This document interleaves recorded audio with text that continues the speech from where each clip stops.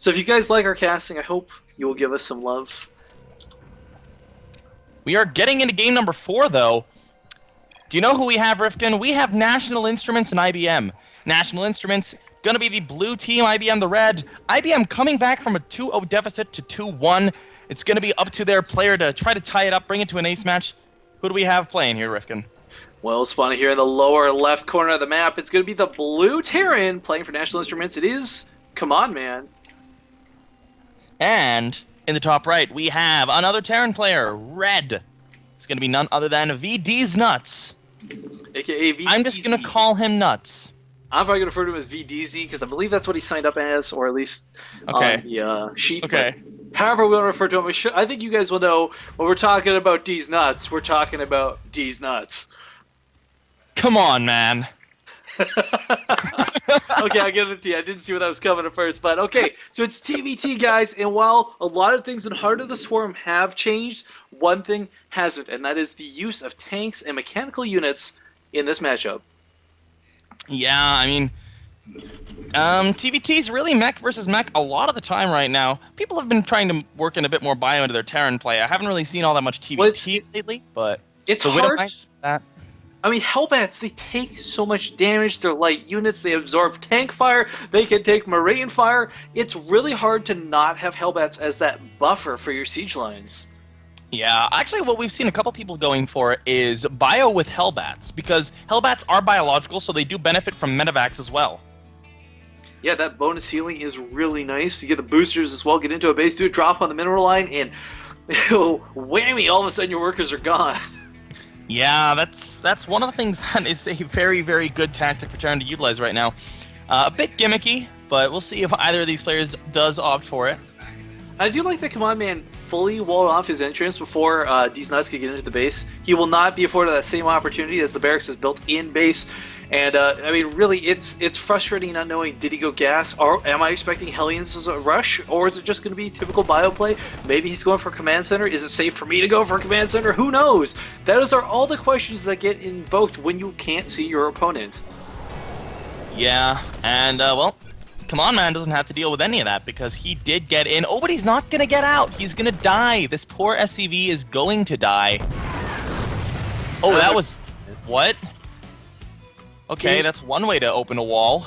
But the SCV could have just built it and continued through to the other side. I don't know why that required a cancel, but maybe it's just money so he could get the factory down sooner. Maybe. Think of. But reactor coming down, so will be Hellions at least out of these Nuts, whereas Cmonman going for Command Center first.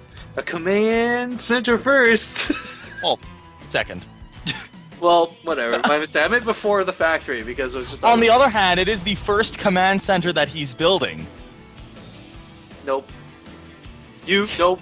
Alright. Come on, man. 3 barracks coming down again. for Cmonman.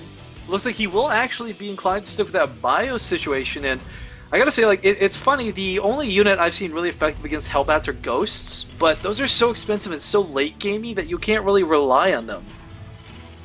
Yeah, we also, we do have D's Nuts going for a Command Center of his own, so he's gonna be expanding as well. But I'm really interested to see if Cmonman can deal with this, because we're gonna have not Hellions only, but we have a Widow Mine on the way. Yeah, Widow Mine's really nice. Whether you're going to use it offensively or defensively, you know, if you're worried about drops, plop that Widow Mine down in your main. If you want to drop it yourself, carry it to your opponent's base. It's going to take a scan either way to deal with it. I'm really interested to see what he goes for here. He looks like he is going to use it defensively, like you said, going to burrow it at the back of his mineral line. And I like that because, well, if his opponent tries to drop Hellbats or Widow Mines, like you just said, bye-bye medevac. Well, I can't one-shot the medevac, but it does do a lot of damage to it, so it can be very quickly cleaned up by a couple Marines. That's true. You mean medevacs don't have shields? Oh yeah, I forgot about that change. For those who don't know, Widow Mines were recently buffed to do bonus damage versus shields, which is really cool. So it is just 125 flat damage to the main target, but plus 35 versus shields. Luckily, though, Terran doesn't have any shields to worry about. Indeed, Rifkin. You know what we are going to be seeing out of these Nuts, though? Go ahead and tell us. We're going to be seeing a Hellbat drop. I'm actually... An evil Hellbat drop. Oh, but there's a scan. He does see everything. I'm not convinced that Hellbat drop will be the biggest deal, though. If Cmonman, I mean, he's going with so much bio. If he catches wind of this, if his Marines are in position, speed boost or not, they can pick off that medevac before the Hellbats all drop out. That's true. It's going to be very interesting to see how DeezyNuts opts to use this. The other problem, though, is that Cmonman's already expanded, so he has a lot more ground to try to defend here. And it'll be interesting to see how he splits his units, because he should know this is coming. He did land a scan, which scanned literally every single tech building that DeezyNuts does have. But here we go. All right, Hellbats are loaded up. As the medevac gets across the field, we look back at Kmon's base. He's got a turret. That'll help a little bit, but I mean, there's so much space between where the Hellbats could start to drop between the mineral lines that, quite frankly, even if he picks off that medevac, at least 2 Hellbats will be out on the field. It looks like he is going to be opting to go for the main here, and there are 6 Marines there, and as you mentioned before, a missile turret. So this could be difficult, but if he can land them sort of, I don't know, if he can get all the Hellbats out, it's going to be really, really difficult for Cmonman to trade cost efficiently. But here we go. Looks like he's going to opt to put it at the bottom. Marines are out of position, unfortunately, so these Hellbats will all get unloaded. Oh, and they are going to be able to roast these Marines. Only 2 of them left. Nice little dropship micro there on that one Hellbat with low health. But he does pull all of the SCVs away quickly, so he won't lose more than these 2 initially. Oh, he's got to be careful about that medevac, though. Does boost it away. Nice use of the booster. Yeah, the only time I've seen the booster used defensively is it is quite often used just to get into the base really quick. Oh, that Widowmine didn't one-shot anything, but... No, but the Marauder is out, and with the 10 health left on the last Hellbat, he should clean this up. This was a little bit annoying, but really, in the end, it didn't catch too many workers, Penguin. Only 6 workers died for that. Lost mining time, sure, but I mean, really, you didn't get the workers, which is what you really want to get out of this. On the other hand, though, it's not the end of the world at all. He did get the expensive medevac out. That's the most important thing, because it is the one thing that does cost gas. But Cmonman took a bit of damage, lost a bit of mining time, but I wouldn't say that was a terrible trade or a great trade. Well, we have ended up being even. We have Take 2 coming in here towards the natural, coming from the northern side, boosting in already. Ooh, getting deterred by that missile turret right away. Now there's a lot of SCVs here. He does have to pull them back. A bunker is going to help a lot in this, but oh man, the Hellbats are going to focus down that. And whoa, the medevac actually goes down this time, Penguin. Yeah, a bit sloppy by nuts, but he still has all 4 of these Hellbats alive. 2 of them are going to go down to the bunker, though. Bunker, one thing they don't do very well against, only 1 of them left, but he is continuing to deny quite a bit of mining time. This was not a very good trade, though, for Nuts. Come on, man. Looking at the resource loss tab, it is almost even. It's 1 SCV, really. The cost of an SCV splits the difference at the moment. And while that was going on, he lost. It's one thing, okay, he lost the Hellbats because he was trying to pull some mining time. It's questionable whether it was worth it or not, but we do see DeezyNuts actually choosing to go with a bio follow-up as well. This is actually very interesting. He's going Marine Tank, his opponent's going pure bio. How this matches up is going to be very interesting to see. We do have a 3rd command center on the way now for our Red Terran player. So you will have that little advantage. I really like the Cmonman replace that missile turret too, just in case another drop were to come. I mean, there's nothing to stop a Terran player from just relentlessly dropping in your base. I do have to mention one thing, though. Nuts has 10 more workers, and I don't think that's so much because he killed many, because he really didn't. He killed 7, but I think that's also mainly because, like, I think Cmonman spent a long time. Well, I think he was so focused on cleaning up those Hellbats, I don't blame him for letting the SCV production slip, but you're right, 10 workers is quite a lot, Penguin. And we have a Hellion just moving across. I thought that might have been a medevac again, but nope, just a Hellion to make sure there's no 3rd base. Actually, look at the workers killed. It's actually not that bad. 7 workers were killed, so letting 3 SCVs slip through production, not that bad. That's true. Who got the command? Well, he did get his command center first. Command center up first, though. And we'll have to rewatch. We got this Bioforce moving across the field. Combat Shield does not complete, but Stim is. I have to point this out. DeezyNuts is actually just going for a massive turret ring around his main. He's got 4 turrets up there, 1 at the natural as well. Really doesn't want to suffer drops himself. Yeah, and if you're going to shut down a medevac, it's with a lot of turrets, not with 1. Yep. Now, Cmonman's going to be attacking into what is not only an equally large Bioforce, but a siege tank as well. The Bioforce is actually, the Marine count's about even. The 7 Marauders are going to give that a nice little bit of Widowmine is going to even that out right away. Siege tank also shelling away from the distance, Penguin. Cmonman choosing to fight in range of the tank. I would really like to see him just pick up and go for the main. Elevator up. He is going to go for that here. Going to drop on that. No, he's not. He's going to go, but the missile turret.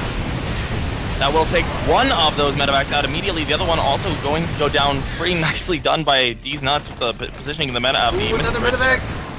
Oh, it's so bad. So D's nuts for IBM holding strong. He is actually a little bit ahead right now, only very mathematically. I don't know where both these guys are sitting mentally right now because they both suffered some pretty devastating losses from their attempts at aggression. Yeah, D's nuts does have a nice supply lead, as you said. But Cmonman's going to be finishing up his own third base soon, so he's not going to be that far behind in the timing of that. The big thing here is that D's nuts has double upgrades going for him. His opponent sitting at 0-0. Ooh, yeah, level 2 weapons versus level 0 weapons. It really doesn't come down to much more than that. This is interesting. We have another engineering bay and an armory coming up. Okay, we finally have +1 started for Cmonman. Nice sensor tower up at the third of D's nuts. He will be able to see his opponent coming from a mile away, be able to position his army accordingly. I really like how smart D's nuts is playing. A lot of people see this and think like, okay, he's wasting a lot of money on turtle defenses, but reality is, between the sensor tower and all of these missile turrets, Cmonman cannot drop into that part of the base, period. Yeah, this is going to be... It's not only going to be drops as well, though. If he sees an army come towards his third, he'll see it a mile away. If he sees an army come towards his natural through the middle of the map, he will see it from a mile away. He's going to have so much time to position his army that this is just a massively worthwhile investment for D's nuts. Ooh, I don't know that I agree. Cmonman going for a planetary at the third base location. As a Terran player, you really want to have as many orbitals as you can and resort to planetaries only for very risky bases. I mean, the planetary will be nice for dealing with drops if they were to come, but the reality is that's a whole lot of mules he's missing out on. That's true, and he is behind, so that's another thing we have to take into consideration. We do have a fourth command center coming up for D's nuts already, so he just wants to continue expanding. Looking at the income tab, still about a 10-worker lead for D's nuts. Penguin, I have to comment on the fact that Cmonman has no, and I mean literally no tanks in his army. Yeah, he's going pure bio, and I mean, that's ballsy. If he micros well with medevacs and is able to get, I don't know, dropping on a siege line or something like that, some awesome thing like that, he's going to be in a good position, but it's going to be tough. It's not going to happen, though, period. There's too many Marines. I mean, right now, Cmonman, just through his army composition, is kind of building himself to lose, but he might just get a good drop here. Incoming, and his scan misses it. Missile turret's going to try to focus this down. One of the medevacs will go down by the looks of it. Full medevac, but the army's out of position. He's going to be able to do quite a bit of damage, and D's nuts is pulling back. He's trying to do his best to defend this base. A lot of damage being incurred, though. Stim going for that orbital. Is he going to get it? If he gets this, it'll be huge, Penguin. It does go down. He needs to lift up, try to leave, though. And, he's going to lose another one of the medevacs. One of them is only left, and it's going to be running straight towards that wall of missile turrets. A drop happened at the natural of Cmonman as well, but he did clean that up without losing the command center. And I don't know, the upgrades are going to come into such big effect now, Penguin. 2-2 versus 0-1. Cmonman really just can't even engage his units head on. One Marine versus another Marine, he will lose it. Oh, Widow Mines, though. One tank goes down for free. Yeah, but it's a tank for the cost of 2 Widow Mines. I don't know that that's a great trade. Well, it's cost efficient, but it's not exactly the most ideal hit. We do have 2 more command centers going down for D's nuts, though. Floating over the orbital that he made as a 4th, over back to his natural. We do have a worker lead for Cmonman, though. That's one thing that's going for him quite nicely. He's going to really be hard-pressed to defend this push, though. He attacked into that, killed the natural, the natural, but he lost his whole army. He doesn't have very much here. The planetary may actually end up being very helpful here. He's got so many tanks here. I don't know that I really think the planetary will make a big difference. All this is going to mean is D's nuts cannot just YOLO his way into the base. Pardon my way of saying that, but I mean, that's the only way I can describe it. That's the only way this could go poorly, is what I'm trying to say. Well, Oh, and Cmonman, he's loaded up these medevacs, so I mean, his army's not prepared to fight, not at the moment.